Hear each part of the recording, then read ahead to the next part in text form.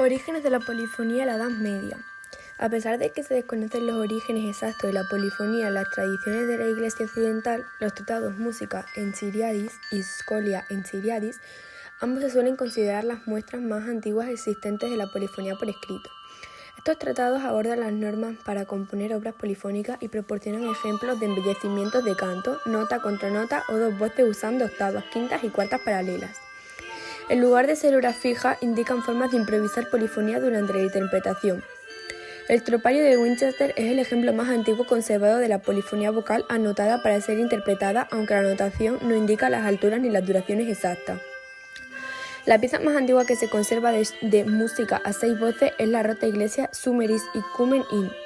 Otros historiadores plantean que necesariamente el nacimiento de la primera polifonía en la liturgia se debe haber producido en el norte de Francia durante el siglo IX.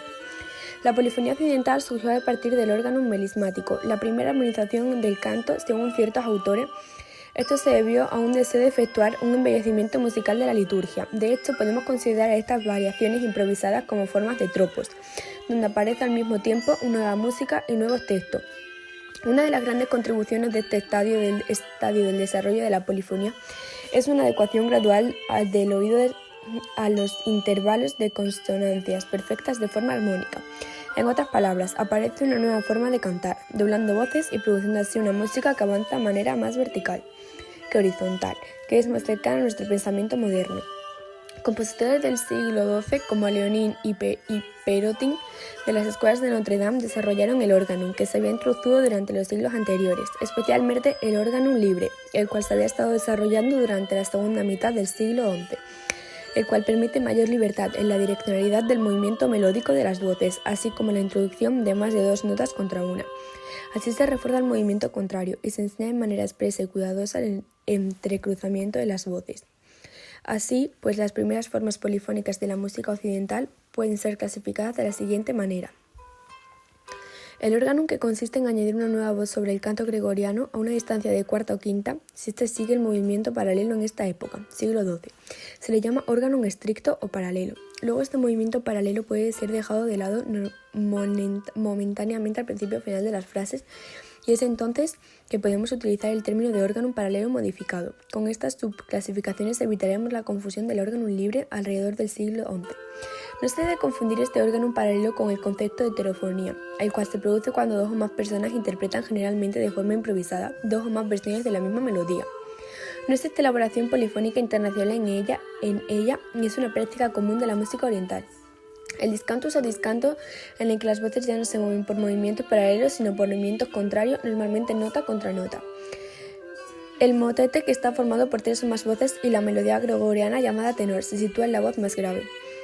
En el siglo XIII el tenor basado en canto llano estaba pasando a estar alterado, fragmentado y oculto bajo canciones seculares, oscureciendo los textos sagrados a medida que los compositores continuaron jugando con este nuevo invento llamado polifonía.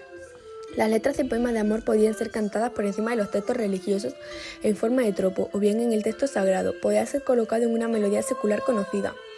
El nacimiento de la polifonía tuvo lugar durante el periodo del Cisma de Occidente. Aviñón, la sede de los antipapas, era un potente centro de elaboración de música profana de la que la mayor parte recibió influencia de la polifonía sacra.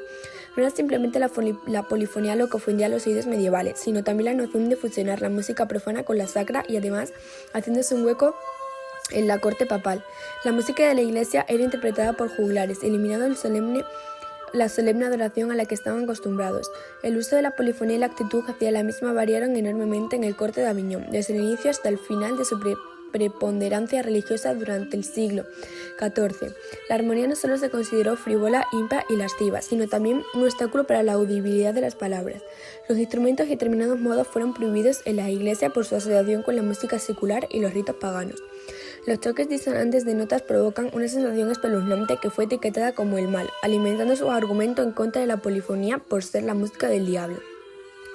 Tras desterrar la polifonía de la liturgia en 1322, el Papa Juan XXVII, en su 1324 Bula Docta Sanctorum Patrum, advirtió contra los elementos impropios de esta innovación musical.